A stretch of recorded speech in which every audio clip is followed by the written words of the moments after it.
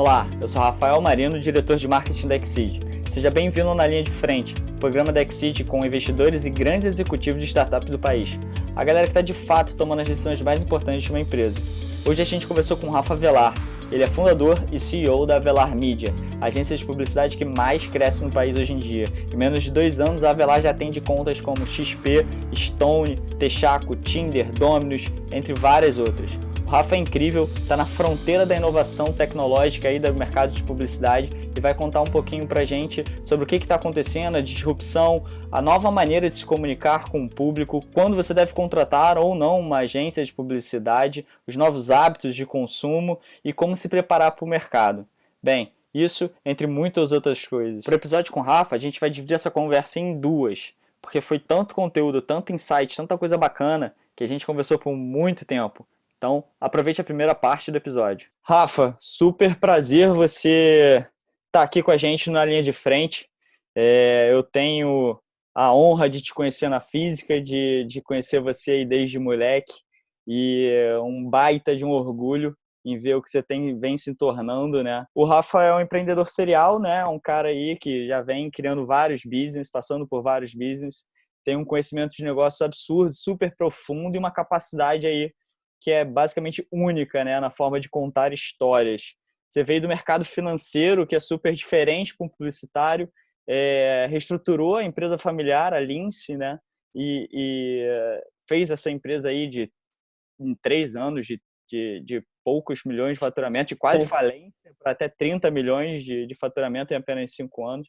E hoje em dia você aí é o fundador e CEO da Velar Mídia, que é considerada uma das agências que mais vem crescendo no ramo de publicidade e marketing, né? Super, hiper influente com as suas redes sociais, você atrai aí milhões de pessoas todos os dias, já participou de TED Talk.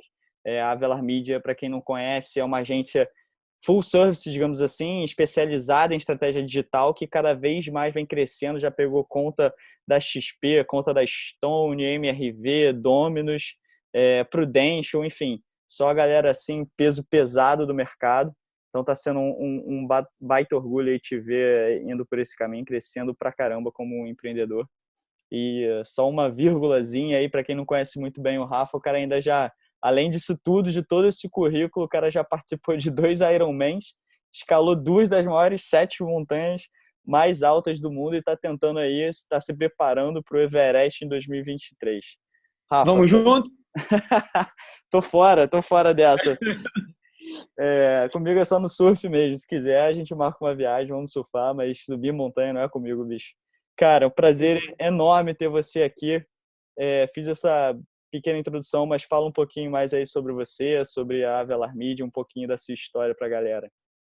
Show, Rafa. Pô, super obrigado pelo convite. Como o Rafa falou, a gente se conhece desde moleque e acho que a admiração é mútua aí. Foram sempre 2 pessoas que se importaram muito com o que estavam fazendo da vida, né? De buscar alguma coisa que fizesse sentido, que tivesse impacto e, pô, a gente sempre tem um tempo que a gente vem trocando.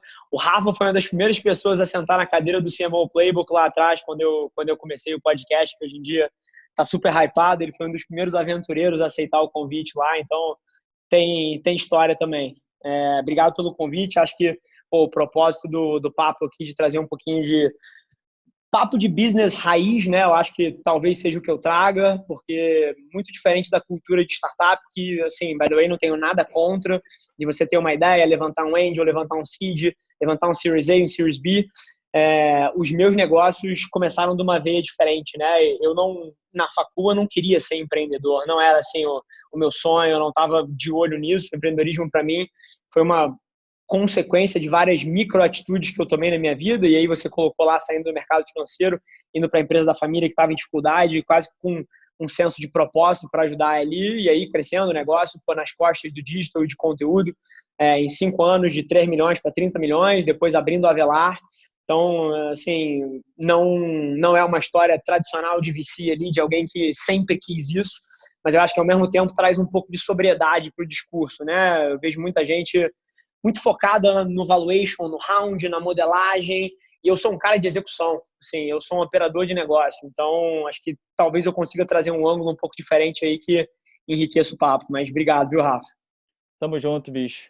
Cara, super curiosidade. Formado em economia, BTG e hoje em dia um dos maiores publicitários aí do país, cara. Conta um pouquinho o que aconteceu nessa trajetória. Como, né? Como isso É, é, aconteceu? e é interessante, porque eu acho que a minha resposta não é a que você e ninguém está esperando aqui.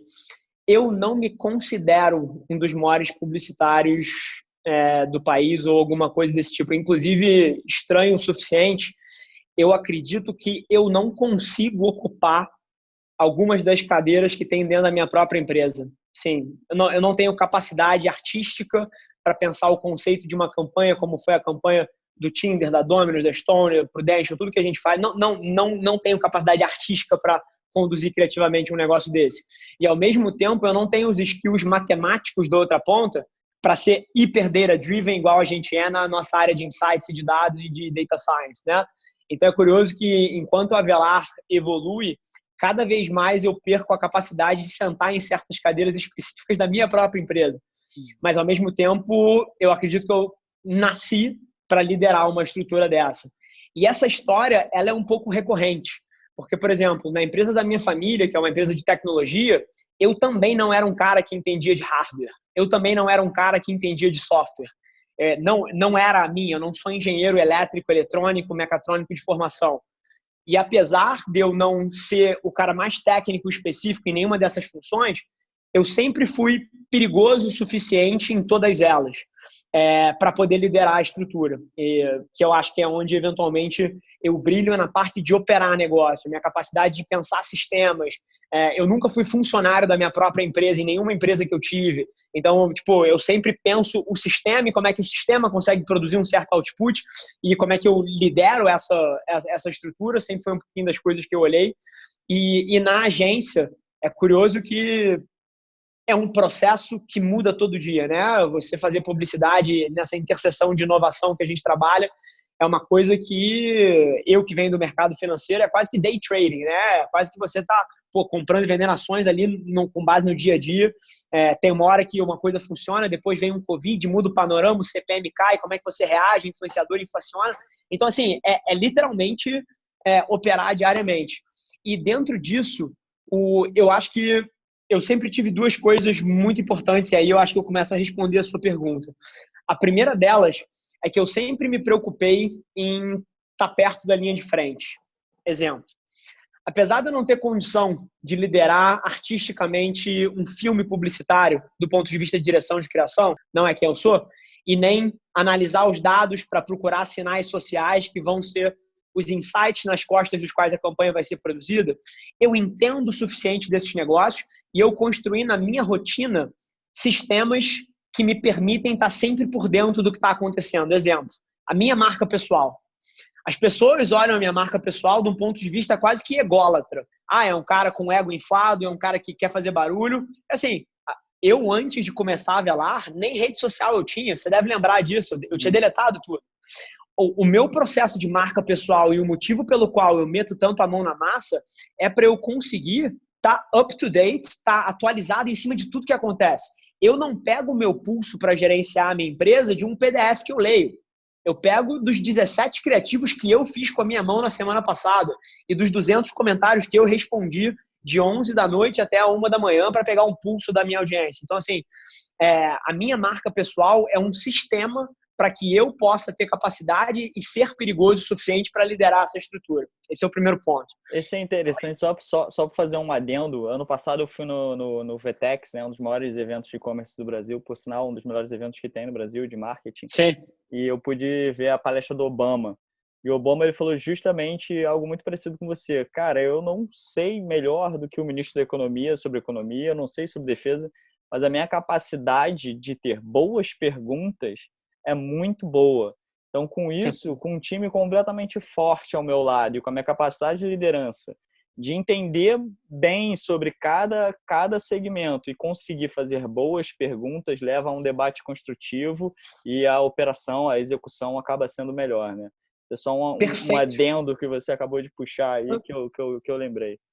Perfeito. E não conseguia concordar mais, tá? E eu me preocupo tanto com isso que, por exemplo, as pessoas não sabem, mas a Avelar é a primeira agência do mundo a ser um partnership, que é uma estrutura societária meritocrática, onde o equity da empresa vai para quem está entregando mais resultado. E dentro do plano de carreira, você pode se tornar um sócio da empresa, né? Se eu não me engano, veio o Jorge Paulo Lemann, né? Até no livro Na Raça, do Ben Shimol, eles falam bastante sobre como eles puxaram esse modelo, sobre como esse modelo faz com que todo mundo se responsabilize pela empresa e se dedique à empresa ao máximo. Inclusive, o Ben Shimol chegou a cortar até a ação da própria esposa quando foi ter filho, porque ela não conseguiu entregar os resultados e ele não podia falar para a empresa, cara, minha esposa é diferente de você. Então, sensacional. Eu não sabia que a agência funcionava nesse modelo.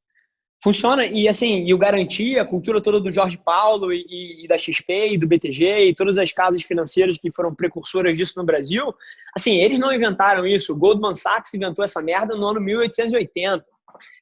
E assim, só que no mundo de publicidade isso não existe, a gente trouxe. E aí a gente volta ao meu ponto de pensar sistema, né? Porque o partnership, o que ele é? Ele é um sistema. Ele é um sistema que alinha interesse, ele é um sistema que orienta as pessoas para o longo prazo.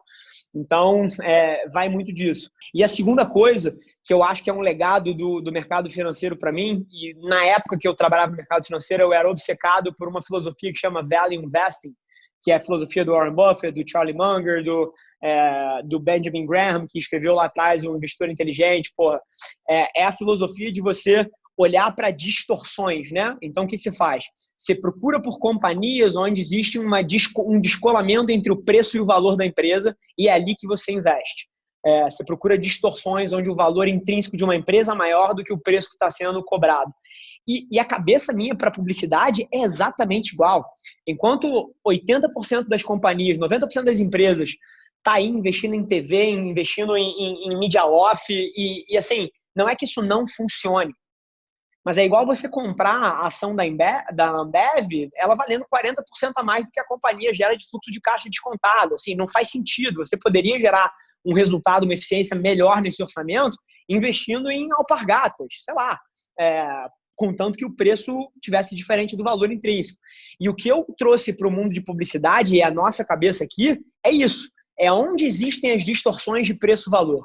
Onde você consegue alocar mais capital para o seu cliente que te gera um custo por resultado maior. E não é custo por resultado só em aquisição, é em construção de marca, é em awareness, é em knowledge, é no funil inteiro. O debate que a gente tem aqui na Avelar, que é super interessante e hiperconecta com o mundo de investimento, é esse. Eu hoje em dia falo tanto de rede social e, gosto de pensar, até que tive uma influência, para você começar o teu podcast. E assim, o motivo que eu falo tanto de conteúdo é porque é o que funciona hoje. Se daqui a 6 anos for VR, AR, for alguma outra coisa, as plataformas sociais na forma que são, e o Instagram for irrelevante, você vai me ver falando assim, não faça Instagram é caro. Instagram não gera custo por resultado eficiente. Então, é um pouco dessa cabeça que eu trouxe, e aí acho que fecha o paralelo do mercado de investimento aí, Rafa. E é engraçado você falar sobre esse modelo de partnership, sobre como você trouxe isso do mercado financeiro a primeira vez. E a Avelar também recebeu investimentos de fundos, né? Assim como por mais que não como uma startup de fato, né? Que tem como super cerne a tecnologia e escalabilidade. Eu vejo que a gente de publicidade é muito criação e pessoas, né? O seu business é pessoas.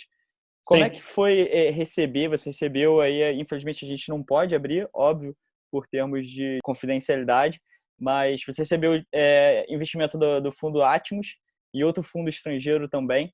Como é que foi essa busca? Por que dessa busca de investimento? Em que momento você estava? Conta um pouquinho para a gente sobre esse processo de receber investimentos de fundos. Perfeito. É curioso até. Não vou falar que eu queimo a minha língua, mas eu, quando eu abri a companhia, a minha tese era que eu não ia pegar investimento, né? Eu sempre acreditei muito. E é óbvio que eu reconheço que tem certos modelos de negócio que não vão parar em pé se você não pegar um round, né? Porque o negócio não consegue gerar caixa antes de ter a tecnologia, ou os efeitos de rede, ou o que quer que seja. Mas, no meu caso, todas as minhas empresas, e a Avelar não é a primeira que eu abro, eu sempre me preocupei em resolver o quebra-cabeça comercial na largada. O que eu vejo muito no mercado de investimento é pela bonança e excesso de liquidez. Às vezes as pessoas hypando o discurso, né? Você monta um PPT genial, você projeta um negócio maravilhoso no Excel E assim, e você não foi para o mercado, você não validou as suas teses, você não tentou fechar as suas primeiras vendas, botar dinheiro dentro de casa. E a minha cabeça sempre foi a oposta. Até porque eu nunca parti do pressuposto que eu ia pegar um round, então eu sempre precisei solucionar essas coisas antes, porque senão minha empresa não rodava. Então todos os negócios que eu abri até hoje, eles eram cash flow positive, eles já geravam resultado e eu sempre cresci eles nas costas do reinvestimento do caixa que o negócio gerava. Então a Avelar, ela nasce assim. E interessante, a gente tinha, 1 ano de vida já, empresa mega saudável, já tinha uns 50, 60 colaboradores, uma porrada de conta grande. E é interessante porque a gente não estava atrás de um round. A gente não foi para o mercado fazer um roadshow ou qualquer coisa do tipo. Mas em conversas de negócio, a gente acabou conhecendo a Arbor, né, que é um fundo de 2 grandes amigos meus, do João Vitor e do Léo Otero. E assim, teve um fit de visão de para onde o mercado estava indo alucinante, mas nesse momento a gente não estava procurando investimento. Só que o que eles trouxeram lá atrás foi uma abordagem de investimento que traria gente muito relevante do ecossistema para dentro do projeto. Então, esse capital intelectual, somado ao que a gente já estava fazendo de muito certo, a gente viu muito valor. Esse foi um primeiro papo. E aí, logo depois, teve a Atmos, que foi uma coisa muito parecida. A Atmos é um fundo que eu hiper admiro. Inclusive, sempre brinquei com o pessoal lá que se eles fossem olhar a caixa de entrada deles ali em 2012, eles iam ver o meu currículo lá, porque eu mandei, quando eu estava na faculdade, 2011 ali, eu mandei meu currículo para lá. Era uma casa de value investing, de investimento fundamentalista, que eu hiper admiro. Sempre brinco disso com eles, e inclusive é curioso estar do outro lado da mesa agora, mas foi a mesma coisa. Então a gente não estava procurando um round, a gente conheceu pessoas que tinham interesse em posicionar a parte do capital dentro dessa indústria, que no Brasil está ripe for disruption, né? Se você olha a alocação de mídia nos Estados Unidos, você já tem o online com mais de 70% do share, e no Brasil esse share do online é menos de 20%. Então assim, você fala assim, como? Então, tá claro que tem ineficiências. E aí depois você pode entrar nas dinâmicas específicas de BV, de rebates, de propina, que o mercado de publicidade tem no seu cerne ali, e tudo isso gera ineficiência, então gera oportunidade para você criar um modelo de negócio que solucione isso. E aí a gente conheceu essas pessoas, fez sentido, e a gente acabou colocando um pouco de dinheiro para dentro, e do ponto de vista nosso, dos donos da empresa, meu e do meu irmão, por que fez sentido, né? Fez sentido porque a gente entendeu que com o capital a gente conseguiria acelerar o plano de crescimento dentro de um modelo, de um momento que a gente acreditava que era chave. Eu acho que tinha timing. Então, por exemplo, se eu estou crescendo meu negócio com base na própria geração de caixa dele, eu vou ter a restrição óbvia de quanto caixa eu gero para eu poder reinvestir. E eu acreditava, e foi provado certo, que nos próximos 2 anos, 3 anos, ia ter uma janela de oportunidade, que era quando essa mídia ia migrar. E eu queria estar hiper bem posicionado e, eventualmente para consolidar um player, para consolidar um concorrente, para fazer uso de uma oportunidade que aparece, eu não queria, por falta de liquidez, não ter a chance de me aproveitar de uma arbitragem, que é o que a gente está vivendo com o Covid agora. E aí que eu acho que o nosso play fecha com chave de ouro, porque lá atrás, quando você olha para a história, na crise de 2008, 2009, foi o ano onde o investimento do digital explodiu nos Estados Unidos. A faixa de investimento e proporção de mídia era menos de 10% digital nos Estados Unidos em 2008. E frente à crise, quando as regras precisam ser reescritas, quando os contratos estão sendo quebrados, quando todo mundo precisa reinventar a forma que faz as coisas, você tem capital político dentro da companhia para mudar shifts e paradigmas, né? Então, se você pega o biênio 2009-2010, o investimento em mídia digital veio de 7%, 8% para mais de 30% nos Estados Unidos. E eu tenho certeza absoluta que é o que vai acontecer no Brasil agora. O investimento vai sair de menos de 20% e vai se tornar extremamente dominante. Então, era um pouco disso que a gente observava. Eu não podia prever o Covid, mas eu sabia que ia ter alguma coisa que ia fazer as pessoas enxergarem a falta de coerência na forma como as coisas estavam sendo feitas. E isso se reflete no nosso modelo.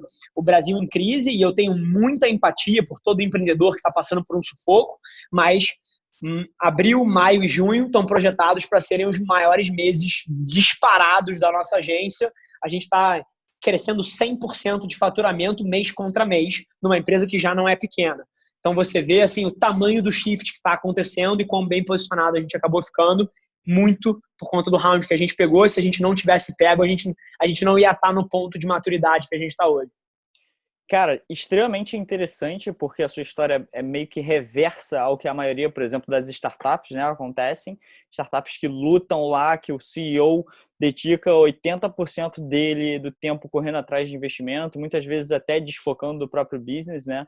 É uma dedicação exclusiva, basicamente. E no caso de vocês foi ao contrário, acabou que veio. Cara, por que que eles escolheram a Avelar? Por que que a Avelar está se sobressaindo? Que a gente vê agências de publicidade no Rio de Janeiro fechando, indo para São Paulo, um modelo que é meio arcaico. Qual seria a grande diferença da Avelar para o que as outras agências, por exemplo, pregam assim? Por que que eles escolheram a Avelar frente às outras oportunidades que têm? Pergunta genial, viu, Rafa? E durante um tempo é curioso, porque eu tinha muita vontade e sonhos muito grandes, mas eu não tinha certeza se a gente tinha um diferencial real, tá? E hoje em dia eu já tenho muita clareza sobre o que é e por que está acontecendo, mas se você me perguntasse há um ano atrás, a minha pergunta ia vir muito mais do coração do que do cérebro. Então é curioso a questão de timing. Algumas coisas. E aí eu preciso distinguir dois mercados que são completamente diferentes e que eu sei que algumas pessoas aqui vão confundir. Você tem agências de marketing digital, agências de performance, que é um nicho de mercado que foi criado pela Resultados Digitais no Brasil e todo um panorama e ecossistema de agências que sobrevive e tem os seus modelos de negócios pautados nisso. Isso é marketing digital. E você tem publicidade. A gente é uma agência de publicidade. Então, essa é uma confusão gigante que as pessoas fazem. A gente não faz inbound marketing, a gente não faz criação de e-book, gestão de blog, assim, esse não é o trabalho da Avelar. Esse mercado é um mercado que, na minha visão, ele tem dinâmicas muito diferentes do mercado publicitário. Então, eu vou focar no mercado publicitário, que eu acho que é onde está o nosso delta. O mercado de publicidade no Brasil, ele tem heranças da forma como a estrutura foi montada e ele tem incapacidades de grandes conglomerados que têm milhares de funcionários e processos gigantes, sistemas legados, de se movimentarem rápido frente à mudança. Então, você tem duas coisas. Falando do modelo brasileiro, o Brasil é uma bizarrice. O Brasil e a África do Sul são os dois países no mundo onde você tem um conglomerado de mídia que tem uma quantidade de poder desproporcional frente a outros. Se você vai nos Estados Unidos, na Europa, a formação de opinião via mídia ela é muito mais segmentada. Nos Estados Unidos você tem CNBC, CNN, você tem assim, várias redes diferentes. No Brasil você tem a Globo. Uhum. Nos Estados Unidos você tem a Naspers. Na África do Sul você tem a Naspers, né? Então, assim, é curioso como a dinâmica desse semi-monopólio da Globo criou engrenagens perversas no modelo para trás. Então, o que você tem no Brasil? Você tem, número 1, alocação de mídia sendo feita. Mídia é compra de espaço publicitário, para quem não conhece. Sendo feita não com base no que vai mover ponteiro de negócio, mas com base no rebate que você vai ganhar da Globo de acordo com o teu volume de investimento. Isso é bizarro. Eu não sei se as pessoas sabem, o P&L das agências, o EBITDA das agências não é feito de margem em cima do trabalho delas. Por várias vezes os projetos têm margem zero e o lucro inteiro vem do rebate que a Globo paga. Caramba, olha que loucura. E aí, na hora que você tem uma dinâmica dessa, o que você cria? Você cria um incentivo perverso do cara não alocar o orçamento da maneira que gera mais resultado para o cliente, porque ele quer alocar na Globo para ganhar o bônus 3, o bônus 4, o bônus 5, sei lá, que ele vai receber de rebate, porque a alocação de mídia dele é grande dentro da TV Globo. Então, essa é uma bizarrice que o Brasil tem que nenhum outro lugar do mundo possui. Outras coisas que o Brasil tem que são curiosas, que a dinâmica da Globo criou. Uma estrutura onde você tem uma cadeia de produção extremamente não eficiente, porque você tem o veículo de mídia numa caixa, você tem a agência que pensa a interseção entre estratégia e criação numa outra caixa, Você tem, de vez em quando, inclusive, compradores de mídia numa outra caixa, porque a agência não compra mídia direta, ela compra via uma casa de compra de mídia. E você tem uma terceira caixa, que é a produtora, que é quem vai lá com a equipe de filmagem, produtores executivos e filma uma campanha. Então você tem 4 agentes dentro de uma cadeia de valor, todos eles colocando a sua margem de contribuição e os seus impostos e repassando isso para frente num esquema que não é nem de bitributação, é de tritributação. Então, quem paga essa conta é o anunciante, é o cliente da ponta. Então, essa é mais uma bizarrice do mercado publicitário. Quando você vai olhar a proporção de working dollars, de dinheiro que está realmente trabalhando na campanha, se você for quebrar o que foi alocado, quantidade de imposto gerado pelas bitributações, de ineficiências geradas pelo rebate. A própria agência, ela também escolhe a produtora que vai devolver para ela um bônus por ter contratado ela. E a produtora embute isso na margem dela. Então, quem paga essa conta é o cliente, para a agência receber o rebate. Assim, Rafa, eu acho que tem uma série de coisas. É uma das vezes que eu estou sendo menos educado sobre isso. Eu geralmente sou mais político, porque eu tenho grandes amigos que trabalham no mercado e que operam dentro de dinâmicas dessas, e eu entendo que eles têm dificuldades de hierarquia e de estruturas e sistemas legados para mudar isso, mas fato é que o mercado é uma bizarrice. E a gente não tem nenhum desses problemas. A gente não recebe rebate, a gente não paga rebate, a gente é full service, ou seja, a gente tem dentro da mesma casa estratégia, criação, mídia e produção. Então, a gente não trabalha subcontratando gente que vai bitributar o processo. Então, assim, e além disso, a agência de publicidade sofre com um churn gigante de gente. As pessoas não são leais aos lugares que trabalham. É uma dinâmica de você ficar 2 anos num lugar, usar isso de trampolim para conseguir uma promoção, e aí depois a empresa perde a conta e você é demitido. Então tem uma rotatividade enorme de gente, e a nossa rotatividade na Avelar é 15 vezes menor que a média de mercado publicitário brasileiro, porque a gente tem o partnership.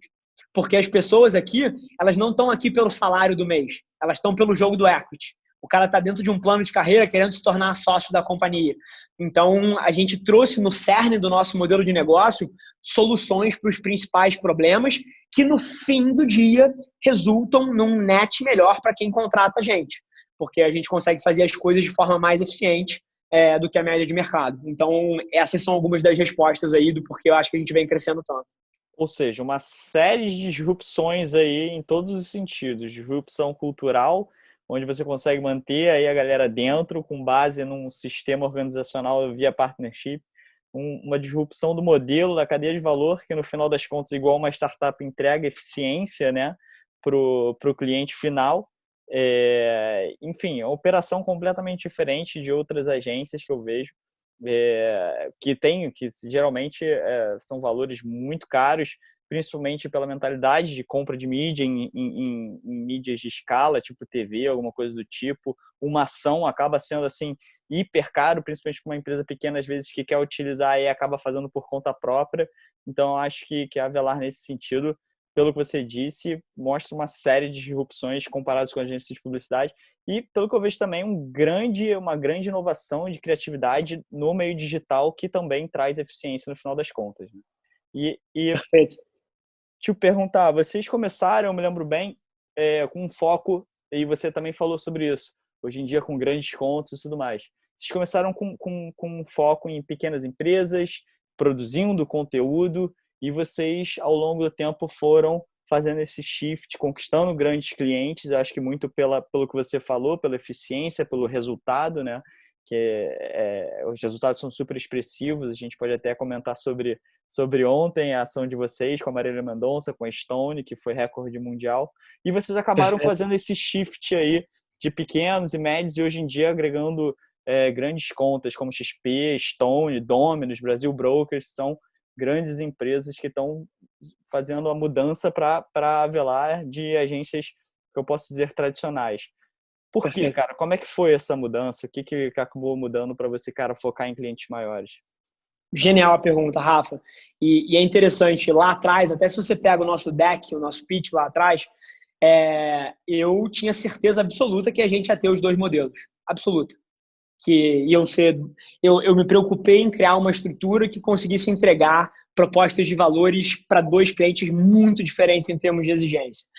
Só que ao longo do tempo, foi ficando claro para mim que não só eu tinha mais paixão pelo mercado de grandes contas, você, como você colocou, você poder bater um recorde mundial, como a gente bateu ontem, você poder, cara, trabalhar uma marca como o Tinder e transformar o Tinder numa das 5 marcas mais faladas do carnaval brasileiro.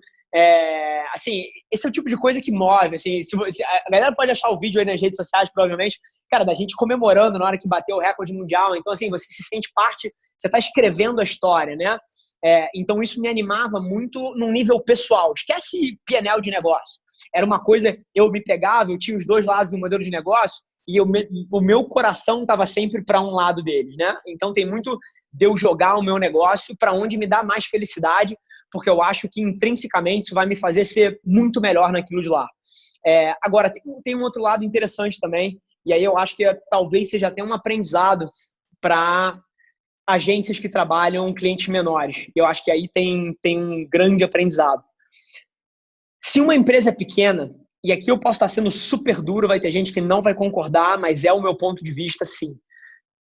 Se uma empresa é pequena, ela é pequena por um motivo. Assim, tão simples quanto isso. Ou o produto dela não é tão bom e não tem um diferencial de mercado tão grande assim, ou então a gestão dela não é tão brilhante assim, e não é tão fora da caixa, e não inova, e não procura novas fronteiras, porque se fosse uma empresa fora da caixa, ou ela teria double-digit growth mês contra mês, ou ela seria muito maior. Então, por natureza, quando uma empresa é pequena, ela não é uma excelente empresa. Não significa que não seja um excelente lugar para trabalhar. Não significa que não seja um lugar com pessoas, super carinhosas e um ambiente, que é uma maravilha de você conviver. E para várias pessoas isso vai ser a decisão correta. Mas em termos de business cru, raw, assim, não é uma empresa que tem diferenciais competitivos extremos. E você fazer marketing para uma empresa que não tem um produto absolutamente fora da caixa, nunca vai ter resultados fantásticos. Porque é curioso você ouvir um publicitário falando isso, né? Os publicitários, às vezes, o marketing resolve tudo, marketing é um milagre. Não, sim, o produto importa. E o que eu fui entendendo ao longo do tempo é que na dinâmica de PME, às vezes eu me pegava fazendo um trabalho world class para um produto de merda. É sério? E aí, cara, não vai gerar resultado. Você vai gerar o funil inteiro, mas na hora de ver o P&L mexendo, não vai mexer, porque, cara, você está vendendo um negócio por R$1.300 e tem um cara que tem as mesmas funcionalidades e vende por 300. Você vai estar limitado no seu mercado, acabou. Então, a gente foi entendendo que o processo de crescimento de uma empresa é como se fosse o processo de seleção natural da savana. O motivo que o leão domina a savana é porque ele domina, ele tem atributos dominantes e ele ganha naquele mercado. E se as empresas que são pequenas fossem assim, ou elas estariam crescendo muito rápido, como é o caso de vocês, que é uma empresa, que é super jovem, mas cresce pra caramba, ou ela não estaria pequena. Ela estaria enorme já, porque ela tem diferenciais e ela dominou o mercado. E aí, nesse processo, a gente entendeu, número 1, isso, que você fazer marketing para as melhores empresas e os melhores produtos do mercado gera mais resultado. Então, queremos mais desses e menos do outro. E número 2, em termos de modelo de negócio, eu sempre prezei por relacionamentos de muito longo prazo. Por exemplo, cara, eu falando com a Alessandra Giner, que é a CMO da Stone, por exemplo, cara, não é assim, vamos fazer essa campanha, esse projeto aqui. Não, é tipo assim, cara, estamos construindo um relacionamento aqui que, tem que durar 25 anos. E eu aprendi que os pequenos negócios, eles passam por dificuldades. E o cara erra um movimento de gestão, erra no salário dele, erra num dividendo, perde um projeto grande, e esse cara tem que reduzir a empresa dele, vai ter que demitir, vai ter que cortar a agência. Então, é mais difícil você construir esses relacionamentos de longo prazo em negócios que não têm tanta estabilidade. Então, o churn desse outro mercado era naturalmente maior, independente de quão bom o trabalho estivesse sendo feito. Então, por definição, o lifetime value de empresas PME é radicalmente menor do que uma conta grande, mesmo que você equipare a receita. Então, vamos supor que você tivesse uma empresa que te paga 400 mil mês, uma empresa grande de FII, para você ser o consultor de estratégia desse cara de digital, ou você tem 40 empresas que te pagam 10 mil na outra ponta. É a mesma receita, são 400 mil de receita no ano. Mas o lifetime value do 1 de 400 é muito maior do que o de 40 de 10. E aí foi uma decisão que casou o melhor dos dois mundos. Número 1, a minha paixão por onde estava gravitando e o que eu tinha mais interesse de imprimir no mundo, que está muito mais para recordes mundiais do que ajudar uma pequena empresa sei lá, a ganhar o mercado do Sudeste. E isso casou com o resultado de negócio que deu para a gente a leitura de para onde era mais interessante alocar capital. Então a decisão passa muito por aí. E interessante a sua visão, entendi a sua visão. Agora, pensando e conectando esses pontos, pensando do lado do pequeno empreendedor, da pequena empresa que tem que fazer o seu marketing, o marketing faz parte ali do business. A gente vê hoje em dia cada vez mais facilidade de empresas fazerem o seu próprio marketing. A gente vê o nascimento de muitas agências digitais que ajudam que são um braço, né, nessa questão digital, que a gente sabe que hoje em dia é o caminho mais eficiente. E muitos gestores, imagino que pequenos empreendedores, até médios, ou até empresas grandes, passam por uma decisão de ter que pensar, cara, eu absorvo o meu marketing internamente ou eu terceirizo ele com uma empresa, com uma agência. Isso eu acho que vai do pequeno, do médio ao grande, acho que isso vai ser a níveis, né, de o quanto ele vai querer fazer essa produção.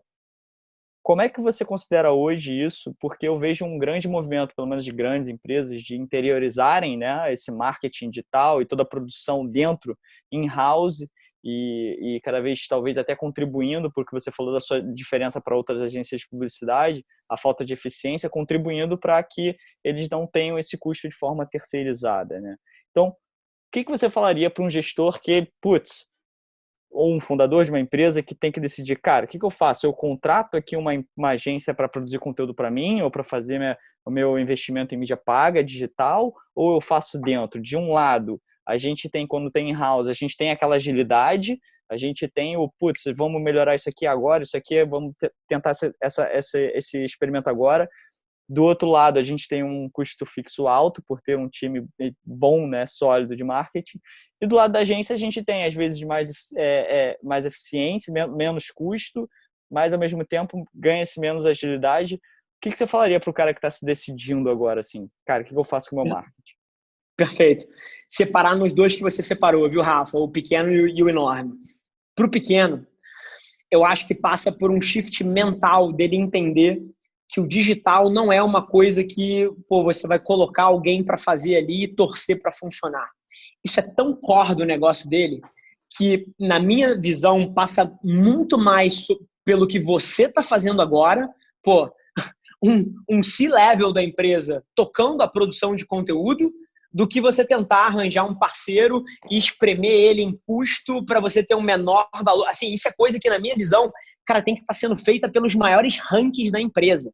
E eu não falo isso, cara, de um ponto de vista de, você deveria fazer isso. Eu faço isso. Assim, eu não opero nada do meu negócio, eu não faço parte de nenhum pedaço de execução. Essa campanha da Stone, por acaso, a Alessandra Giner me ligou, falou que era muito importante para ela e ela pediu para eu estar envolvido. Eu sou super amigo dela e fiz questão de estar. Mas, assim, eu não faço nada dentro da empresa, mas eu sou o head do squad de conteúdo. Então, assim, nem para um gestor eu terceirizei isso. Uhum. Então, assim, isso é o quão core isso é para mim. Então, para um pequeno negócio, sem dúvida nenhuma, eu entenderia que aquilo é muito importante para mim e aprenderia a fazer. E deixaria dentro de casa. Então, agora, ponto 1 é já assumir a responsabilidade e a grandeza do trabalho que é, né? Que, por exemplo, os primeiros conteúdos feitos foram dos fundadores, assim, só para esclarecer um pouco do que você acabou de dizer. Então, absorva a importância que tem isso daí. Não delegue a qualquer um. Exatamente. E aí você até cai um pouco e, assim, vou chatear muita gente falando nisso, mas é o que eu penso. Eu não acho que para um pequeno negócio a melhor proposta de valor é contratar uma agência. Não acho. Eu acho que destrói valor, você paga mais do que você poderia pagar para construir a mesma coisa. É um custo emocional, porque por várias vezes o ato de contratar uma agência te desonera da responsabilidade de ter que mergulhar nisso e ler os livros todos que estão atrás de você aí para entender o que fazer. Então, é uma atitude preguiçosa. Então, eu acho que a resposta passa por você entender que isso é fundamental para você e você meter mais 2 horas por dia para tirar uma iniciativa de produção de conteúdo, seja um podcast como esse, que se traduz em outros microconteúdos, seja um canal de YouTube, seja uma estrutura de newsletter, de artigos, assim. Se você não tem dinheiro para contratar um fornecedor, faça com a sua mão. É nesse o nível de importância, principalmente para uma pequena empresa que eu enxergo. Agora, numa grande empresa é o oposto. Olha que coisa interessante. E aí, mais uma vez, eu quebro em 2 dinâmicas.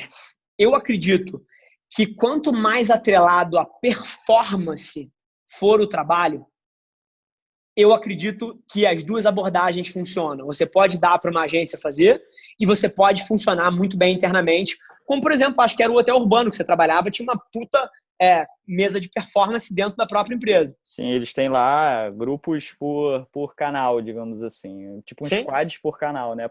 Até porque você ganha um puta de um aprendizado, porque você vai na última derivada de cada canal, você consegue fazer um rotation, então as pessoas vão aprendendo sobre cada canais, os hábitos vão mudando no dia a dia, precisa de muita agilidade.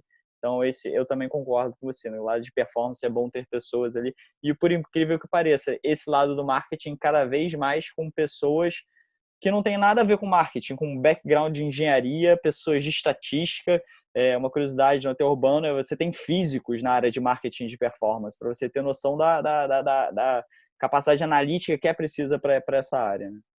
Perfeito. E aí eu acredito que os 2 funcionam. Você pode contar com uma agência para te ajudar nisso e você pode criar uma puta mesa de performance dentro de casa. Tudo depende, e aí varia de categoria para categoria, nicho para nicho, mas os 2 funcionam. Agora, no resto, Rafa, você falar de estratégia de comunicação, você falar de estratégia de inovação, você falar de criação fora da caixa, você não consegue fazer isso dentro de uma empresa. Porque as pessoas naturalmente estão dentro de uma caixinha. Elas vão pensar dentro do seu negócio. Elas não vai ser um diretor de criação meu que cria para o Hotel Urbano, mas também cria para Domino's, para o Tinder, para Prudential, e esse cara vê N mercados e a cabeça dele vai muito além de alguém que está dentro de uma caixinha. Então, capacidade de inovar, de criar coisas fora da caixa que de fato repercutam em cultura e façam o que a gente fez, por exemplo, com a live da Marília Mendonça, de fazer o Brasil inteiro falar disso, não é o trabalho do cara. Quando você está dentro de uma empresa, na área de marketing, você vai estar orientado para problemas de produto, problemas de eficiência. E eu acredito muito mais em você contar com alguém cujo único trabalho é entender cultura, é entender o que move a cabeça do consumidor moderno em vários verticais e procurar correlações que possam ser traçadas. Então, empresa nenhuma nunca vai conseguir fazer isso. Não existe parte estratégico-criativa internalizada em nenhum lugar no mundo. O JP Morgan foi a empresa que fez a maior iniciativa desse tipo. Ele criou uma agência in-house com 450 pessoas, que rodou de 2012 a 2018 e ele fechou porque não dava os mesmos resultados que dava trabalhar com a agência. Então, esse outro lado, que é o lado que a gente opera, eu não acredito que ninguém nunca vai internalizar pela capacidade de inovação. E número 2, um outro problema que, olha que interessante o quão profundo o raciocínio vai. Plano de carreira. Vamos supor que você trabalha no Hotel Urbano e você quer ter uma dupla de criação foda fora da caixa, você tem PNL, você tem orçamento, você vai colocar os 2 caras sentados o dia inteiro pensando campanha. O dia inteiro. Só vamos fazer isso para que você possa ter a mesma capacidade de criação de uma agência. Me fala aí para onde esse cara progride dentro da empresa. Dependendo da estrutura, fica complicado. Ele não tem, às vezes, muito, né? Porque até numa agência também são poucos, né? Não são tantos os níveis quanto numa empresa tradicional, que você pode ir naquela escadinha júnior, pleno, sênior, que às vezes com um olhar um pouco mais generalista. Mas... Esse é o ponto. Mas o publicitário dentro de uma empresa, ele nunca vai conseguir ser um diretor de criação. Você pega um redator publicitário que pensa campanha numa empresa, ele não tem como virar um ACD, um Associate Creative Director, e coordenar 8 diretores de criação, nem virar um diretor de criação geral que vai coordenar 8 ACDs. Ele não tem como crescer dentro de uma empresa. Ou ele vai precisar sair da caixa de criativo e vai precisar se tornar uma pessoa de negócio, para virar um gerente de marketing, um diretor de marketing, e essas pessoas não querem isso. Ele não quer falar de P&L e de orçamento, ele quer falar de como ganhar cane. Ele quer falar de como repercutir um negócio em cultura. Ele não liga para essas outras coisas e, por muitas vezes, ele é péssimo gerenciando número e negócio. Então, esse é um dos outros motivos que você internalizar a agência não funciona. É porque o cara não consegue um plano de carreira. Um cara que é apaixonado por mídia. E ele, dentro de uma empresa, ele é um head da área de performance. Cara, ou ele vai deixar de trabalhar com mídia, vai se tornar gerente de uma caixa maior, porque ele não consegue crescer. Ele não consegue passar a ser o diretor de todas as áreas de mídia.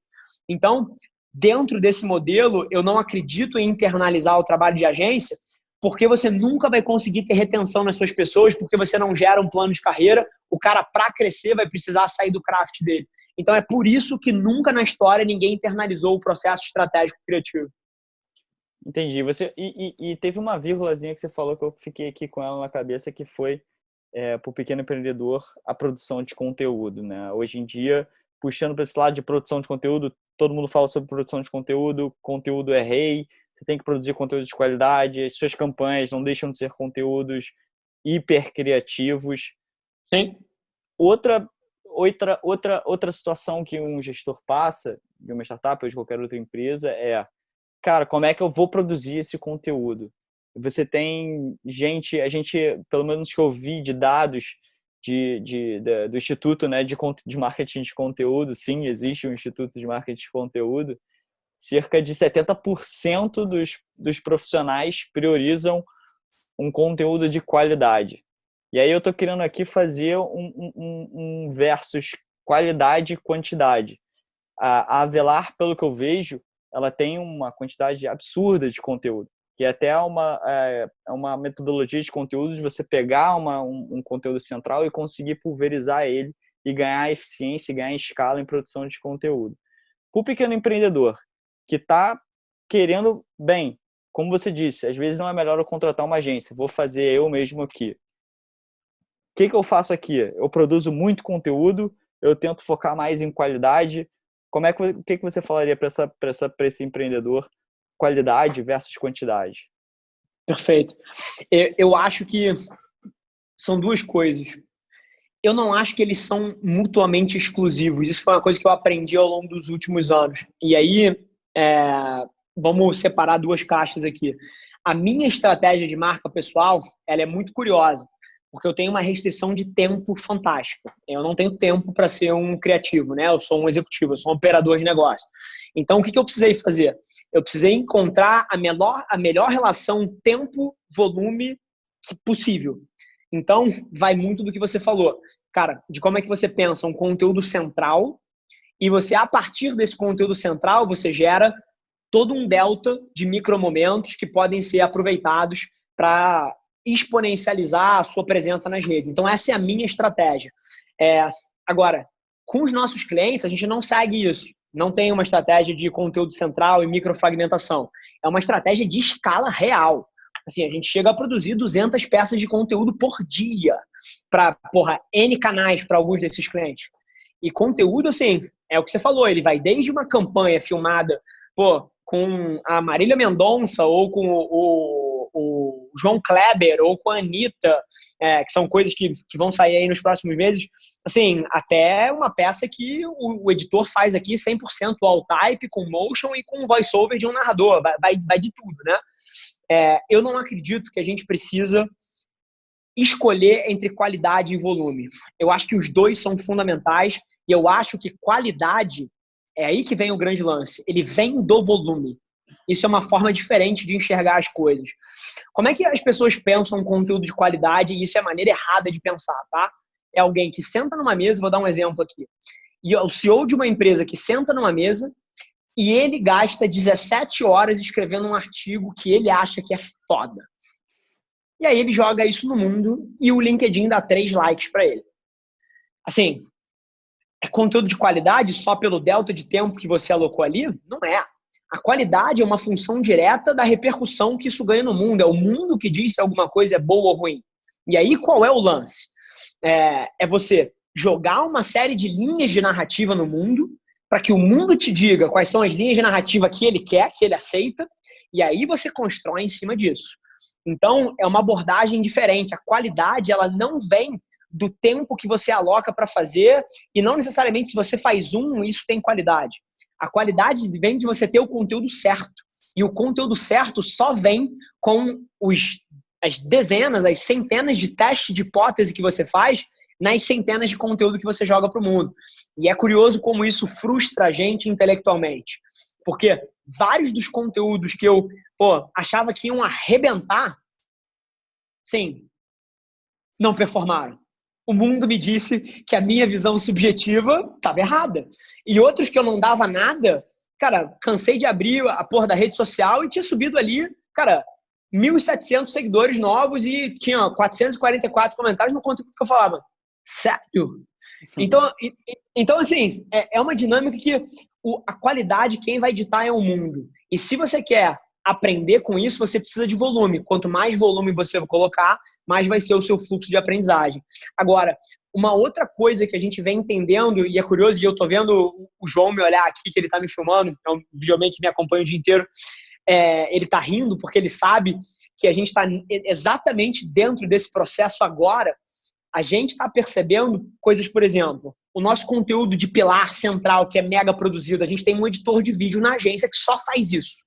Ele passa a semana inteira só para produzir o nosso vlog. Só. É tudo que ele faz. É uma peça super pensada, tem trilha sonora, tem correção de cor, caralho, é 4. E assim, e a gente joga ela no mundo e ela dá 1.000 visualizações. Enquanto eu coloco um TikTok, bunda, que eu fiz em 17 segundos aqui, e ele, cara, ganha 1,2 milhões de visualizações na porra da plataforma. Sim, 1.000 vezes mais de repercussão. O que a gente está entendendo agora é que a gente precisa começar a colocar no centro da estratégia o microconteúdo, o pequeno momento. As histórias das marcas estão sendo cada vez mais contadas através desses micromomentos real time, que hackeiam alguma coisa que aconteceu agora, ao invés do filme publicitário que, foi hiper produzido, hiper gravado e hiper pensado. Esses micromomentos pensados em escala, com qualidade, hackeando cultura, têm capacidade de construir muito mais marcas, gerar muito mais demanda do que esse cara aqui. Esse lugar aqui da campanha tem o seu espaço. Quando você quer causar uma puta de uma explosão, quando você quer convergir um país inteiro para dentro de uma narrativa, cara, vários pequenos momentos não funcionam. Mas no dia a dia, no longo prazo, a gente está começando a entender que, por exemplo, a alocação de tempo desse meu videomaker deveria estar sendo 80% do tempo dele pensando como usar os melhores momentos do vlog em pequenas pílulas do que gastar 90% do tempo dele editando o vlog mega produzido de meia hora. Então é curioso como eu estou indo cada vez mais para a tese de volume em micromomentos como pilar central aqui do que gera resultado. Acho que um bom paralelo é uma frase muito boa que muitos empreendedores dizem que o que importa não é ter o melhor produto, é sim ter o produto que a galera mais gosta de usar, né? É basicamente um pouco... Só que você vai num volume absurdo, numa quantidade absurda, testa isso, vê o que dá certo, repete o que dá certo. É um teste de hipótese. É um teste de hipótese. Inclusive, eu lancei o meu manual de conteúdo essa semana aí, de 2020, e o nome do processo ali é teste de hipótese. É validação. É growth hacking em escala para narrativas editoriais de marca. Então, para o pequeno empreendedor, o cara que está começando, ou o cara que não tem a capacidade de ter uma agência e que tem que fazer ele mesmo, você recomendaria, câmera então, na cara. Câmera volume. Na cara, volume de conteúdo, ver o que dá certo, o que não dá certo. Até para criar essa comunidade, né? Não adianta ficar, como você falou, gastando horas e horas e horas em conteúdo, as pessoas não se identificarem com você, não ter nenhum tipo de interação. Agora, uma coisa curiosa, como conferir, ou qual seria a sua opinião sobre como validar o retorno do investimento disso? A gente fala muito em métricas de rede social, de alcance, de likes, de pessoas que estão interagindo. Agora, como falar, peraí, mas isso aqui não está me gerando resultado final nenhum na minha empresa. Como é que seria a sua sugestão para isso?